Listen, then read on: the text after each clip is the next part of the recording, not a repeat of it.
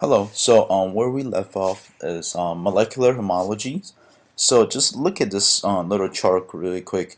Basically, what this is saying that from many of the total amino acid chains that we see throughout different kind of organism, um, molecular homology is talking about how similar we are between different species and different organisms. So as you can see, this chart is compared to human.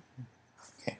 So basically, compared to ourselves, we have no difference, and compared to monkeys, there's actually only a different polypeptide chains differences. And with mouse, it's only 27. With chickens, 45, and frogs, 67. Eventually, the really far away species are about 125.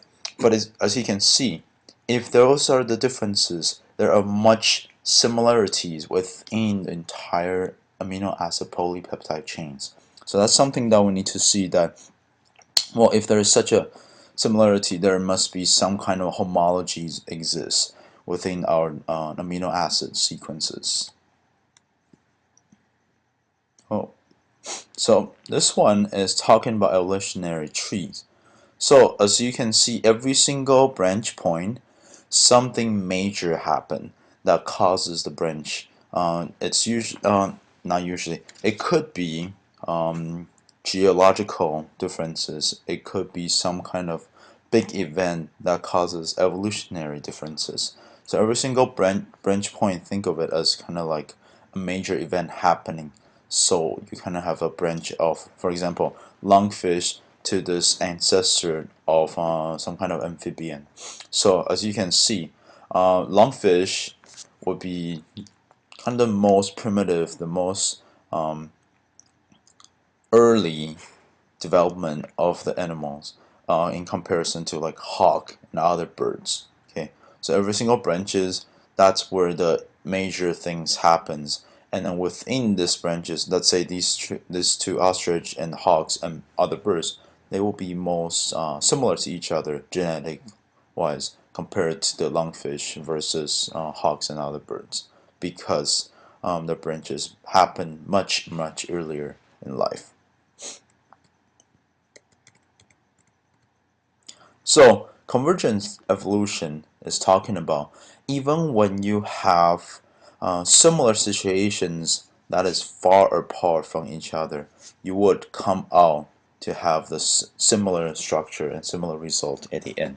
So what this is talking about is these two squirrels are actually really far apart from each other. One is from North Africa, the other one's from Australia. But because the environment were very similar, right here, similar problem, similar solution.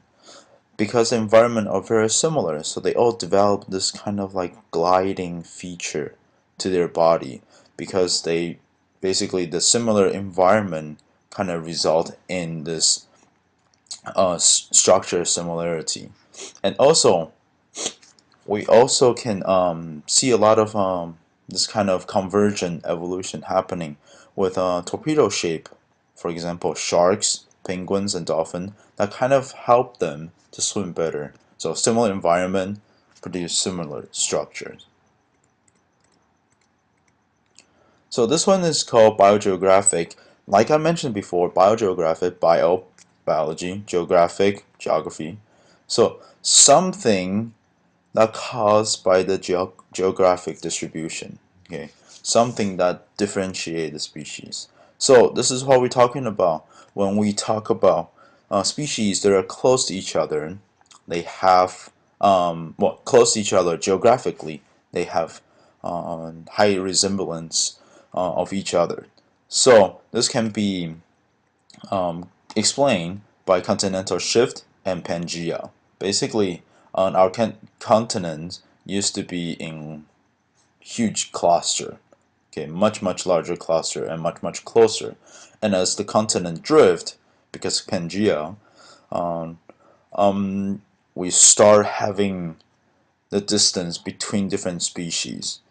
Okay, and then endemic species, it's kind of like an idea of that you have unique species in a unique location. For example, the example I give right here, it's marine iguanas in Galapagos Island. So there's not other marine iguana observed anywhere else in the world besides Galapagos Island. So that's kind of like an example unique to the Galapagos Island, which is an endemic species. So this is a picture kind of explain how the biogeographic happens. So you have species A that occupies the entire island, and something happened. So there's a division between the species A right here and species A right here. And what we saw is species A actually evolves into species B. So now you have A and B on two different parts. And then something else happened again, and the species B is isolated on this part, and the species B in the bigger island becomes species C. And then you have another thing happen, which creates a mountain that divides the two population. And then species C is right here, and then species C evolves into species D. So now you have A, B, C, and D. Finally, something else happened again right here, and then you have a dispersal and then evolve species E from species C through migration in this case. So that's kind of how we see that species C is a cause to species E. That's why the branch is right here instead of like far out right here, because species D did not directly evolve into species E. So that's kind of how biogeographic happens, and then the process of biogeographic could happen. So, a way to kind of like see the example of that is that from the Galapagos Island, there are different kind of tortoises, and they actually have different shapes of shell, as you can see. This one is more rounded, dome-like. This one is intermediate. It's a slightly more open now from the back and from the front right here. And then this one saddleback, which is much higher arches right here. You can see, and then the neck is much lower to the ground. So these are found in Galapagos, but on different parts of the island and different islands even. So that's kind of like how we explain like how things are divided because major event happens. For example, mountain created, island becomes smaller island. So all these four small islands came from that big island. So again, biogeographic. So this is the tree of life as we know it.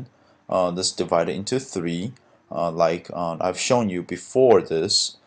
Basically, this is what we know, and then this is kind of like how we have we think how everything should be categorized at this point. So this is the um, three different branches. So this is kind of like where a lot of plants is at. This is where a lot of bacteria is at, and this is where archaea. It's something that we'll be talking about later. Okay.